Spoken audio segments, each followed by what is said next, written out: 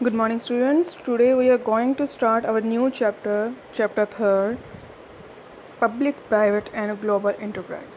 Students, इसमें privates का कोई मीनिंग नहीं है बिकॉज इसमें थोड़ा बहुत प्राइवेट सेक्टर के बारे में बताया गया है. हम मेनली ग्लोबल और पब्लिक इंटरप्राइज के बारे में पढ़ेंगे. ये हमारा पार्ट 1 है. So Indian economic. हम जानते हैं कि इंडियन इकोनॉमिक के अंदर हमारी 2 एक्टिविटीज़ आती हैं, इकोनॉमिक और नॉन इकोनॉमिक एक्टिविटी. हम इन्हीं 2 एक्टिविटीज़ के बारे में पहले से पढ़ चुके हैं. सो इन्हीं एक्टिविटीज़ को देखते हुए हमने सेक्टर्स को भी 2 पार्ट्स में डिवाइड किया है. हमारे 2 सेक्टर हैं. First one private sector, second one public sector. Private sector और पब्लिक सेक्टर दोनों में बहुत डिफरेंस है. प्राइवेट सेक्टर का मतलब सिंपली हमने कोई इंटरप्राइज सेटअप की या कोई भी रिसोर्सेज जिस पे पूरा का पूरा मैनेज्ड, ऑन्ड, कंट्रोल सब कुछ इंडिविजुअल्स का है. इंडिविजुअल्स यानी हम पर्सन्स, नॉर्मली पर्सन्स का है, इसे हम प्राइवेट सेक्टर्स कहेंगे. कंप्लीट कंट्रोल इंडिविजुअल्स पर्सन्स का है, इसे हम प्राइवेट सेक्टर कहेंगे. सिंपली इसके अंदर हम पढ़ चुके हैं sole proprietorship, partnership, cooperative society, joint Hindu family, joint stock company, ये हम पढ़ चुके हैं लास्ट चैप्टर में. ये सब हमारा प्राइवेट सेक्टर है. सो पब्लिक सेक्टर सोचता है अगर सारे काम प्राइवेट सेक्टर करेगा तो गवर्नमेंट को इनकम कहाँ से होगी. सो गवर्नमेंट को इनकम देने के लिए यानी गवर्नमेंट को इनकम अर्न करने के लिए पब्लिक सेक्टर्स को बनाया गया. Public sectors mainly private sector से इनकम को अर्न करता है. सिंपली पब्लिक सेक्टर के अंदर हम देखते हैं कि हमने वर्क को कैसे करना है बट वो पब्लिक के अंडर होगा. In public sector we establish many firms enterprises of public. Obviously इसमें कंप्लीट जो कंट्रोल होगा और मैनेज्ड होगा वो कंप्लीट गवर्नमेंट का होगा. Owned, managed and control by the government. Complete काम, हर काम को इसमें गवर्नमेंट ही करेगी. गवर्नमेंट सारी की सारी अपनी पॉलिसीज़ बना के पब्लिक सेक्टर्स के अंदर वर्क को करेगी, एस्टैब्लिश करेगी बहुत सारे वर्क को, बट पर्सनस के थ्रू, चाहे वो प्राइवेट सेक्टर के थ्रू है चाहे वो पब्लिक सेक्टर्स के थ्रू है. बट इसमें कंप्लीट मैनेजमेंट गवर्नमेंट का होगा और कंट्रोल भी कंप्लीट गवर्नमेंट से होगा. गवर्नमेंट की ही पॉलिसीज़ इसमें अप्लाई होंगी. बिना गवर्नमेंट की पॉलिसी के हम कोई भी काम को नहीं कर सकते. सो पब्लिक सेक्टर्स के अंदर सिंपली हम देखेंगे डिपार्टमेंट, अंडरटेकिंग, स्टैट्यूटरी कॉर्पोरेशंस और गवर्नमेंट कंपनीज. इसे हम DU, SC और GCB कहते हैं शॉर्ट फॉर्म के लिए. इसे हम शॉर्ट फॉर्म में यूज़ कर रहे हैं. सबसे पहले डिपार्टमेंट अंडरटेकिंग है, ये भी पब्लिक सेक्टर का पार्ट है. स्टैट्यूटरी कॉर्पोरेशंस ये भी पब्लिक सेक्टर का पार्ट है और गवर्नमेंट कॉर्पोरेशन ये भी गवर्नमेंट का पार्ट है. सबसे पहले डिपार्टमेंट अंडरटेकिंग, नाम से ही पता लग रहा है डिपार्टमेंट अंडरटेकिंग. सिंपली इसमें हम डिटेल में ना पढ़ के इसको शॉर्ट में पढ़ेंगे. अगर हम बुक में देखेंगे तो बहुत डिटेल में हमें दिया हुआ है, सो इसको हम शॉर्ट फॉर्म के अंदर लेते हैं. डिपार्टमेंट अंडरटेकिंग में सिंपली कंप्लीट काम गवर्नमेंट के अंडर है यानी गवर्नमेंट की कंट्रोल में होता है. डिपार्टमेंट अंडरटेकिंग में सारे के सारे रूल्स और पॉलिसीज़ को अप्लाई करके हम इंटरप्राइजेज़ के अंदर वर्क को इस्टेब्लिश करते हैं. जो भी इसमें वर्क होगा, पॉलिसीज़ होंगी, जितना भी काम हुआ है या कोई भी रिसोर्सेज जो यूज़ हो रहे हैं वो पब्लिक की वेलफेयर के लिए होंगे. यानी इसमें हम कोई भी बायसनेस नहीं क्रिएट कर सकते. कंप्लीट कंट्रोल ऑन मैनेजमेंट सारा का सारा गवर्नमेंट का है. इसमें सारी की सारी जितनी भी वर्क की जो कंडीशंस हैं, टर्म्स हैं, वो दी होती हैं और इसमें कंप्लीट काम हम गवर्नमेंट के कंट्रोल में करते हैं. सिंपली इसके अंदर बताया गया है सपोज कोई भी वर्क है, चाहे वो कोई भी हम सेक्टर के अंदर काम कर रहे हैं, रेलवे है, कुछ भी है, यानी जितने भी फंड्स हैं वो सारे के सारे गवर्नमेंट ही इन्वेस्ट करेगी. जो भी पीपल्स अपॉइंट होंगे वर्क के लिए वो भी गवर्नमेंट के अंडर ही होंगे. इसमें सारा का सारा रेगुलेशंस डिपार्टमेंट अंडरटेकिंग का गवर्नमेंट्स के कंट्रोल में होगा.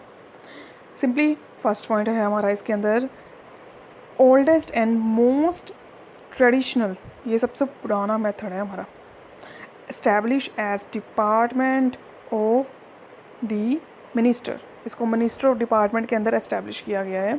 सबसे पुरानी टेक्निक है ये, हमारी पुराना मेथड है, ट्रेडिशनल मेथड इसको कह सकते हैं हम. इसमें सारे के सारे जो फंक्शंस होते हैं वो गवर्नमेंट्स के होते हैं, गवर्नमेंट के थ्रू ही होते हैं, बट डिपार्टमेंट ऑफ मिनिस्टर्स के अंडर होंगे. सिंपली जितना भी वर्क हो रहा है, जो भी वर्क हो रहा है, कोई भी पर्सन अपॉइंट हो रहा है, वो सारी की सारी गवर्नमेंट के अंडर होंगे. नो सेपरेट लीगल एंटिटी, कोई भी लीगल एंटिटी अलग से नहीं है. जितने भी इसके अंदर एम्प्लॉयज़ आएंगे वो गवर्नमेंट्स के एम्प्लॉयज़ आएंगे, कोई भी हम प्राइवेट सेक्टर्स में इसको इन्वॉल्व नहीं करेंगे क्योंकि सारा काम पब्लिक सेक्टर का हो रहा है। हाँ, प्राइवेट सेक्टर की बात हो तो वहाँ पे प्राइवेट सेक्टर चलेगा, बट ये पब्लिक सेक्टर है, सो इसमें सारा बुक वर्क यानी सारे के सारे डॉक्यूमेंट्स प्रिपेयर होंगे, कोई भी वर्क ही ना हो। जैसे रेलवे, पोस्ट ऑफिस, ये गवर्नमेंट के अंडर यानी डिपार्टमेंट अंडरटेकिंग के अंडर आते हैं। नेक्स्ट वन है इसके फीचर्स। अब फीचर्स मोस्ट इंपॉर्टेंट होते हैं, जैसे मैंने बताया। फीचर्स में बहुत सारे ऐसे पॉइंट्स हैं जैसे कि फंड्स, ये सब इसमें कहाँ से आएगा, तो नाम से ही पता है डिपार्टमेंट अंडरटेकिंग। जो डायरेक्ट फंडिंग है वो सारी की सारी गवर्नमेंट करेगी, जितने भी फंड्स इसके अंदर लगाए जाएंगे वो सारे के सारे गवर्नमेंट के कंट्रोल में लगाए जाएंगे, गवर्नमेंट के अंडर डॉक्यूमेंट्स को प्रिपेयर करके लगाए जाएंगे। इसमें पहले ही अमेंडमेंट पास होता है कि कितना पैसा हमने इसके अंदर लगाना है और कितना मनी हमने इसके अंदर इन्वेस्ट करनी है। सेकंड वन है simply government accounts and audit. इसमें गवर्नमेंट्स के कंप्लीट अकाउंट, ऑडिटिंग, चेकिंग सब कुछ होगी, यानी कंप्लीट डॉक्यूमेंट्स का वेरिफिकेशन होता है ईयर टू ईयर। सारे कंप्लीट डॉक्यूमेंट्स हमें प्रिपेयर करने पड़ते हैं।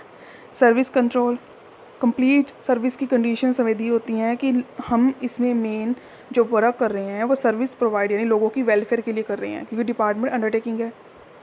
Next one accountability to ministry, जो भी काम होगा उसका जवाब मिनिस्ट्री को देना पड़ेगा हमें, यानी अंडरटेकिंग डिपार्टमेंट अंडरटेकिंग के अंदर सारा वर्क करने के बाद अकाउंटेबिलिटी मिनिस्ट्रीज़ की होगी, जवाब उसी के पास होगा। ये हमारे मेन फीचर्स हैं। मेन फीचर्स के अंदर हमने इसके पॉइंट्स किए हैं। सो इन मेन फीचर्स को आपने पॉइंट्स और थोड़ा सा एक्सप्लेनेशंस के पॉइंट ऑफ व्यू से लिखना है।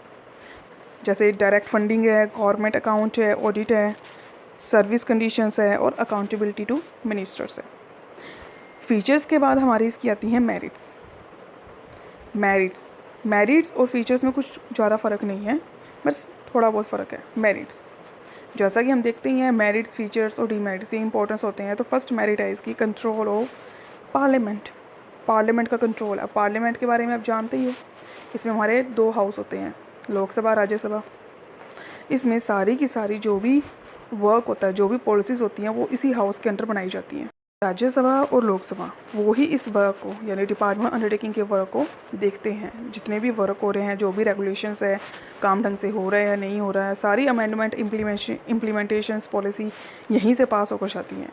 यानी कंप्लीट वर्क यहाँ से साइन आउट होके आगे की तरफ चलता है। यानी हमने कोई भी वर्क को करना है तो पहले रिजोल्यूशन पास, एक्ट पास करना पड़ेगा, वो भी इन 2 हाउसेस के बीच में, राज्यसभा और लोकसभा के बीच में। So control of parliament, complete control parliament का है। सेकंड वन पब्लिक अकाउंटेबिलिटी, इसमें जवाब लोगों को देना पड़ता है। सो हम कंप्लीट सब कुछ विजिबल है, सारी की सारी टर्म्स कंडीशन विजिबल्स है, हम कुछ भी लोगों से छुपाते नहीं हैं, सारी की सारी इंफॉर्मेशन हम पब्लिक को दे सकते हैं। Revenue, source of income, obviously इसमें जो सोर्स ऑफ इनकम है वो रिवेन्यू है। जितनी भी रिवेन्यू होगी उसको हम सोर्स ऑफ इनकम मानेंगे गवर्नमेंट का, डिपार्टमेंट अंडरटेकिंग का। फंडिंग होंगे, रिवेन्यू होगी, बट उसे सोर्स ऑफ इनकम ही माना जाएगा। नेक्स्ट वन नेशनल सिक्योरिटीज़, ये जो जितना भी वर्क हो रहा है वो नेशनल लेवल पे कंप्लीट सिक्योर है। कोई भी इसके अंदर डिस्क्रिमिनेशंस या कह सकते हो कोई भी हाइडेंस नहीं है। कंप्लीट नेशनल लेवल पे सीक्रेसी रखी गई है, इसकी कंप्लीट सिक्योरिटी है वर्क की, कंडीशंस की, रिवेन्यू की या डॉक्यूमेंट्स जो भी हमने रिजोल्यूशंस पास करने हैं उन सब की कंप्लीट सिक्योरिटी होती है नेशनल लेवल्स पे। नेक्स्ट वन है हमारे डीमेरिट्स। अब जहाँ मेरिट्स होंगे वहाँ डीमेरिट्स तो ऑब्वियसली होंगे ही। फर्स्ट डीमेरिट्स है लैक ऑफ फ्लेक्सिबिलिटी की बहुत कमी है, बिकॉज इसमें स्केलर चेन पे काम होता है। स्केलर चेन क्या होता है मैं आपको बता देती हूँ। स्केलर चेन का मतलब इसके अंदर ABCDE वर्क कर रहे हैं, तो A से जो इन्फॉर्मेशन है B तक, B से C तक, C से D तक जाएगी और D से E तक। अगर A पर्सन को A पर्सन को अगर इन्फॉर्मेशन देनी है तो E ने पहले D को, फिर C को, फिर B को और फिर A को बताना पड़ेगा। सेम एज़ अगर A ने E को इन्फॉर्मेशन देनी है तो A से B की तरफ, B से C की तरफ, C से D और D से E की तरफ इन्फॉर्मेशन जाएगी। यानी स्केलर चेन ऐसे ही चलती रहेगी। ये सबसे बड़ी डीमेरिट है, फ्लैक्सिबिलिटी की कमी है। डिले इन डिसीजंस, ऑब्वियसली हम बहुत सारे गवर्नमेंट डिपार्टमेंट्स में देखते हैं डिसीजन बहुत डिले होते हैं, यानी जल्दी से कोई भी डिसीज़न नहीं लिया जाता। अगर मीटिंग हो भी चुकी है तो उसको पास होते होते, रिजोल्यूशन एक्ट पास होते होते काफ़ी टाइम लग जाता है, हम डिसीज़न नहीं ले पाते। सो डिसीजंस में हमेशा ही डिले होते रहता है, कभी भी डिसीजंस को पास आउट नहीं किया जाता।